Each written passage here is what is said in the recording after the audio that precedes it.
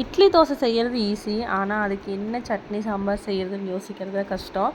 தேங்காய் சட்னி, தக்காளி சட்னி, வெங்காய சட்னி, புதினா சட்னி, ரிப்பீட்டு. இந்த 4 சட்னியை தான் மேக்ஸிமம் ரிப்பீட் பண்ணிகிட்டே இருப்போம். இட்லி தோசை ரெண்டுக்குமே ஆப்டான ஒரு சைட் டிஷ் பார்க்கலாம்.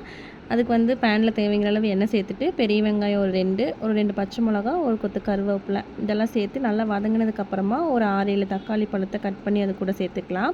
தக்காளி வதங்குற கேப்பில் இப்போ ஒரு பேஸ்ட் ஒன்று ரெடி பண்ணிக்கலாம். 1/4 மூடி துருவன தேங்காய், அதுக்குள்ளே 1/4 டீஸ்பூன் சோம்பு, ஒரு 2 துண்டு பட்டை, காரத்துக்கு தேவையான அளவு வரமிளகாய், 1 டீஸ்பூன் பொட்டுக்கடலை இதெல்லாம் நல்லா ஃபைன் பேஸ்ட்டாக அரைச்சி தக்காளி நல்லா வதங்கினதுக்கப்புறமா இந்த தேங்காய் பேஸ்ட் அதுக்குள்ளே சேர்த்துட்டு தேவைங்கிற அளவு தண்ணியும் உப்பும் சேர்த்திக்கலாம். இப்போ வந்து ஒரு குட்டி ஸ்பூனில் 1 ஸ்பூன் வந்து நாட்டு சக்கரை சேர்த்துக்கிட்டேன். தக்காளியோட அந்த புளிப்பு டேஸ்ட்டு பிடிக்கிறவங்க சக்கரை சேர்க்க வேண்டாம். ஒரு 5 நிமிஷத்துக்கு நல்லா கொதிக்க வச்சு லாஸ்ட்டாக கொத்தமல்லி தழை தூவி இறக்குனோம்னா சூப்பரான தக்காளி குருமா ரெடி ஆயிரும். ஒரு 20 மினிட்ஸ்க்குள்ளேயே இந்த டிஷ் செஞ்சு முடிச்சிடலாம். இட்லி, தோசை, பணியாரம் எது கூட வேணாலும் வச்சு சாப்பிட்லாம்.